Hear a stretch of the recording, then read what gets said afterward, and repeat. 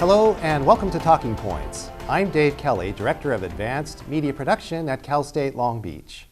Today we're going to be talking about utilization of complementary alternative medicine.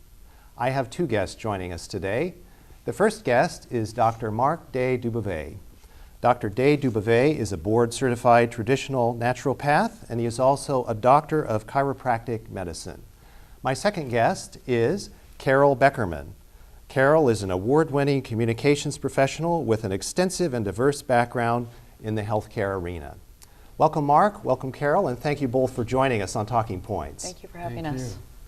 Well, as we get started in this conversation about complementary alternative medicine, we should probably cite a couple of important statistics. These were gathered by the National Center for Health Statistics back in 2007. In that survey, they determined that something on the order of 38 to 40% of adult Americans are participating in or utilizing some form of complementary alternative medicine. Also, in terms of dollar value, it appears that on the order of $34 billion a year are spent in terms of utilizing these alternative medicine therapies and applications. So, Marc, I'm going to start with you.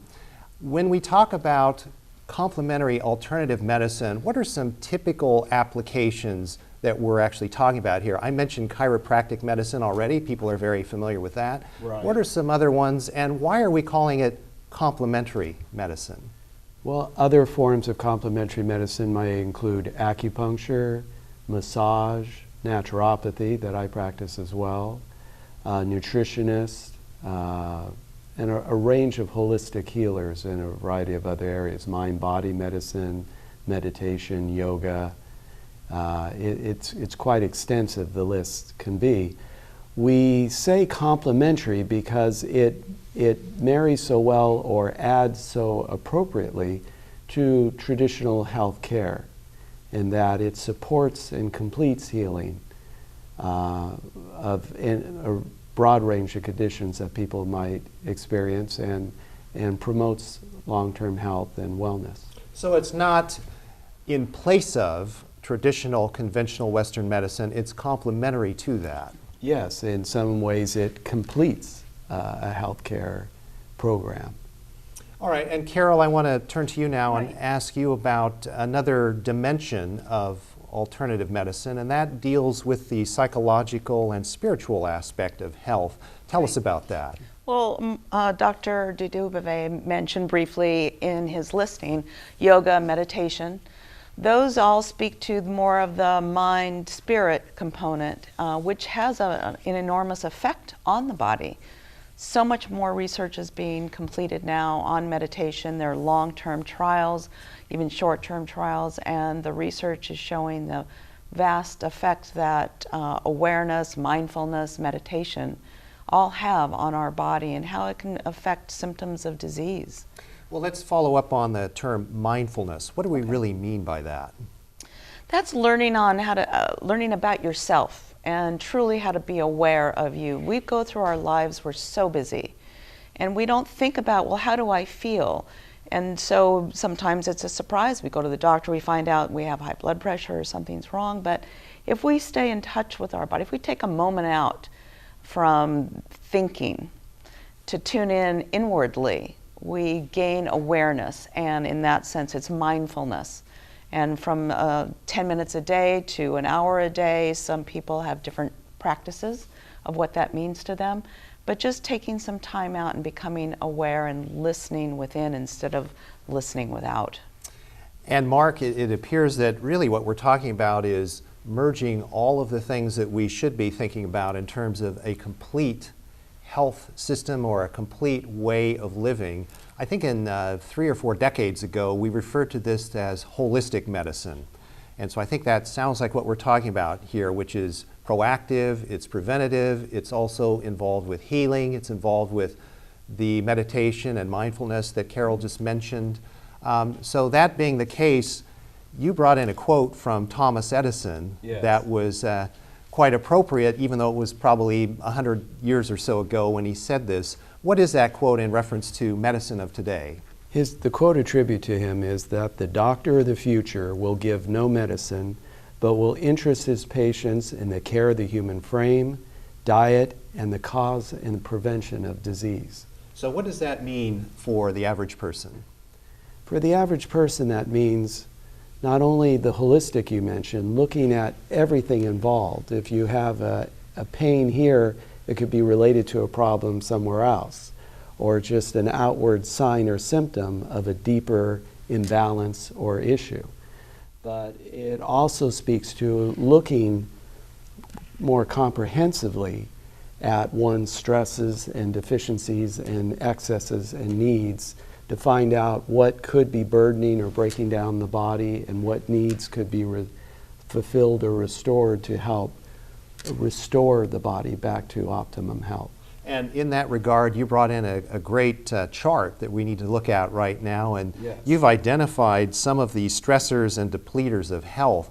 So let's take a look at that chart. And Mark, as we're looking at that chart, if we look at the center part of that imagery, we have a gentleman there who's scratching his head, and he's dealing with the accelerated aging signs and symptoms. What are we talking about in that area? We're talking about when I typically get to see a patient sometime in younger or middle age, and they are starting to accumulate a lot of unwanted aches and pains and symptoms and diagnoses or medications for diagnoses. And you know, I created this chart with the help of an illustrator, scratching his head and a little plump, and saying, you know, how am I getting this weight, having these health problems? How did I get here? And I'm not sure if taking medications alone are going to help me overcome this. I'd like to get back to more of my former health. How did I get here, and what's my way out? And I think what's important here is that if he tends to ignore those symptoms and ignore those conditions and just accepts his fate, yes, we go to the lower right part of the screen where we see him walking into the twilight years, stooped over and handling a cane. So what about that? What's happened in that case? That's him maybe accepting his fate, that this is just bad luck, bad genes, you know, bad genetics, bad bugs, or something that's befell him, and that he needs to just endure, suffer, take what relieving medications he can, but that health is not in his control. And we know that that's not necessarily the case. In fact, it's not the case. We do have control over Yes. our health. So if we go to the upper left-hand part of that chart, we see with therapeutic care, we can get the energy and vitality that we should have. How do we do that?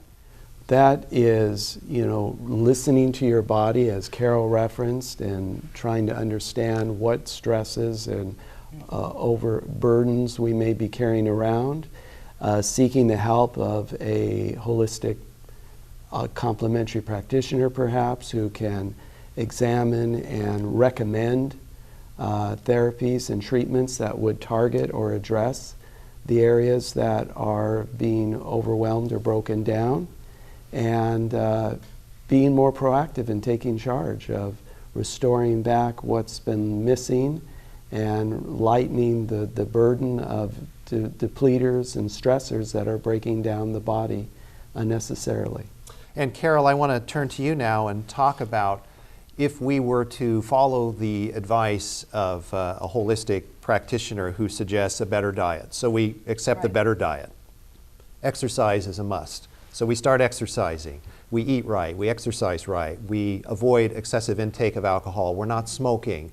And we're avoiding stress like road rage because we're now taking the train instead of sitting in rush hour traffic in our car.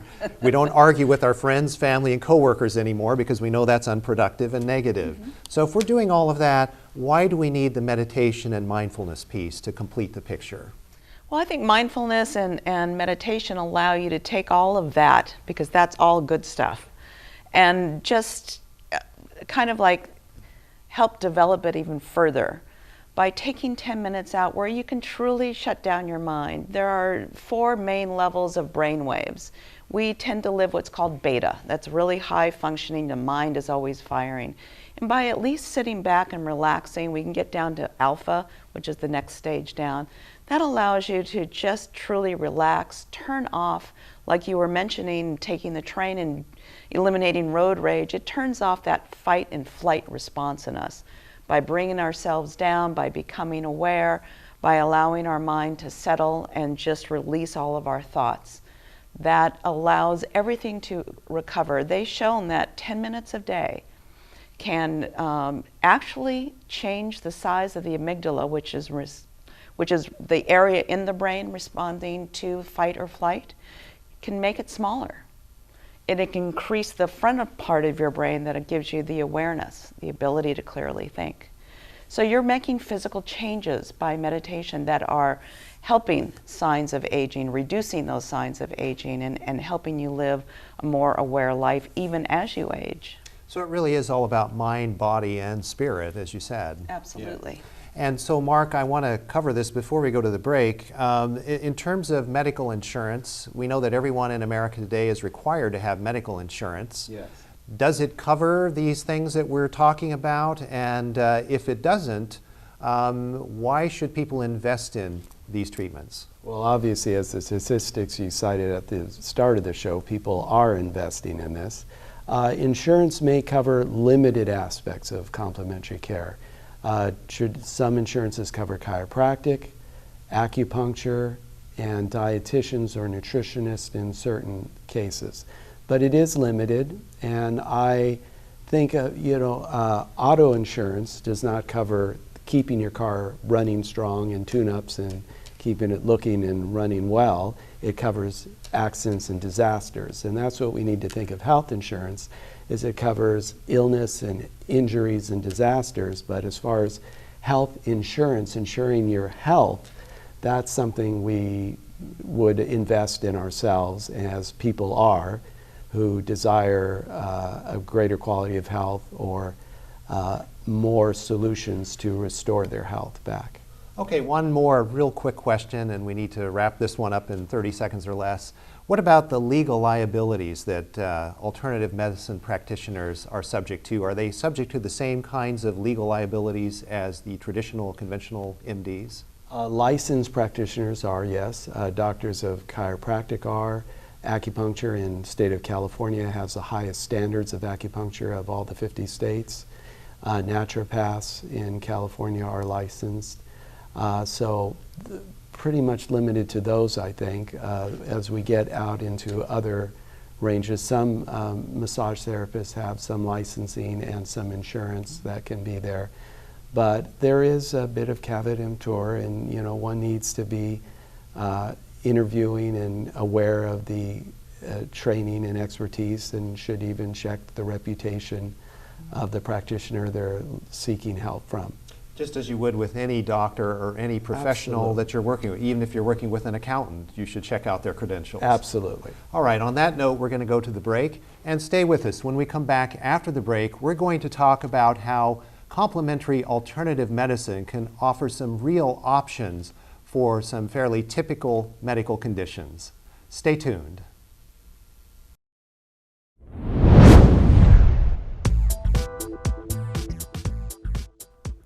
Make a difference in someone's life. With the ever-increasing amount of senior citizens in the United States, the need for counselors, caregivers, advocates, and product developers continues to rise. Be there for someone and see how rewarding it can be. You can become part of this exciting field with a degree from Cal State Long Beach.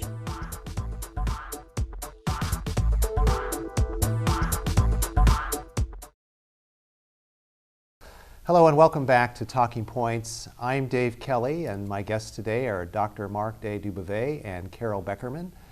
And Mark and Carol, before we went to the break, we were talking about some of the legal ramifications as well as some of the certification of practitioners and that sort of thing. But now I think we should really talk about what kinds of treatments, what kinds of optional treatments that one can access and can have facilitated through an alternative practitioner. So I'm going to start with you, Mark, and ask you about headaches, because that's a very common problem. Many people have headaches. Most people, if they don't know better, just reach for the aspirin pill, Yes. and that masks the symptoms until they're over with. And then the next time we need more because the body builds up a tolerance and that sort of thing. So now it's 2 aspirin pills and so on. That's a vicious cycle. Yep. So what are some options for treating headaches that don't involve just automatically reaching for the aspirin pill? Well, headaches are a classic symptom that where the problem is rarely comes from the head itself. The head is communicating a symptom of ache or pain, of usually saying, I'm overwhelmed here or stressed or hurting in some way. Chiropractic, often very successful in treating headaches through treatments of where headaches can come from the neck, the jaw, cranial, or other parts of the skeleton or body being out of balance. Diet and nutrition, food sensitivities and allergies can often be triggers of headaches, where a nutritionist or a naturopath. And then, of course, just too much stress and tension in the body, where mind-body medicine could be very appropriate and helpful for this. Or some balance or combination of all these. Low blood sugar, excess cortisol, there's a range of ways. Acupuncture, very successful. I mean, we're talking for I've treated patients who have had migraine headaches every day of their young lives, seeking every medical specialist, and finally they come as last resort. I'm often the doctor of last resort. Come to me or my wife or our group that we practice together and say, I've heard you do some remarkable work in this area, can you help us? And we investigate all these options and tailor and personalize the program, and their daily migraines disappear. Well, that's really good advice and helpful advice for folks that think there's no hope. I mean, there are other options. Well, let's talk about another issue that relates to mental stress, and that would be depression. Mm-hmm. And depression is something that has become all too common in the United States. Sadly. And it is sad because they did a study of Olmsted County, Minnesota, which is where Rochester, Minnesota is located. And those of us in the audience that are aware of it, that's where the Mayo Clinic is located. Also, Rochester, Minnesota is considered by Money Magazine to be one of the finest cities in America to live in. It has a low crime rate, it has great schools, access to the finest cutting-edge traditional medical care with the Mayo Clinic. It's a fairly prosperous area where incomes are high, yet in that study they found that 1 out of every 5 women between the age of 30 and 49 are on some kind of antidepressant. Yes. And that is sad. That is sad. And so what's going on there, and why is that the case? And if we're talking about depression, how can alternative therapies provide options? Well, alternative therapies would be looking at this woman from 25 to or older who is having depression and investigating what could be out of balance in her diet, in her hormones, in her ways of managing stress, in her even structure and function of the body that would be producing this symptom, and trying to get to the root of why that is. Mind, body, it goes both ways. Stresses and imbalances of the body will throw the mind off, just as the mind can drag down the health of the body. Well, Carol, I want to turn to you on this one as well, and let's first of all stipulate that dealing with the Minnesota winter might be difficult. Yes. But other than that, there's obviously something else going on. But I think the more important point here is, why are people so willing to turn over control of their moods to a pill bottle? And when you talk to people that are willing and are in fact doing that, what are the dynamics of the conversations you're having with folks like that? Well, I try to make them aware of what it is they're feeling, and instead of turning to a pill bottle to solve that, to kind of look at what Dr. Mark was saying, look at the reasons behind it, but to also acknowledge the fact that $27 billion is spent every year by the pharmaceutical firms to advertise to you and your physician directly, to say, look, if you're not as happy as you want to be, all you have to do is take this little pill. And then people start turning over their power. Instead of looking within to see what would make them happy, what in their life can they change to change their outlook, to change what they wake up to every day, instead of being empowered to do that through body-mind work, through meditation or yoga or other aspects. They are giving away their power and just going to the doctor, getting a prescription, because they've seen in the advertising that, look at, if I take this pill, I'm going to have this perfect family, go on these great vacations. I'll even have a beautiful, well-minded dog. Because those are the aspects that we see in the advertising.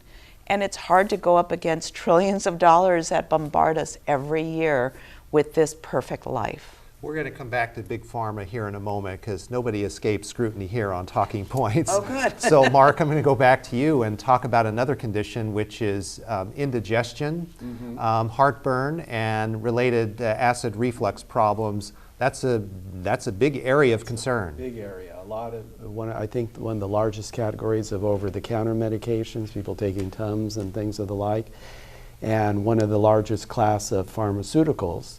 And even the pharmaceuticals transitioning to the big pharma, the FDA has only recommended that antacid proton pump inhibitors or the little purple pill, these kind of things, be used for a few months, that they're only safe and appropriate to be used for a few months.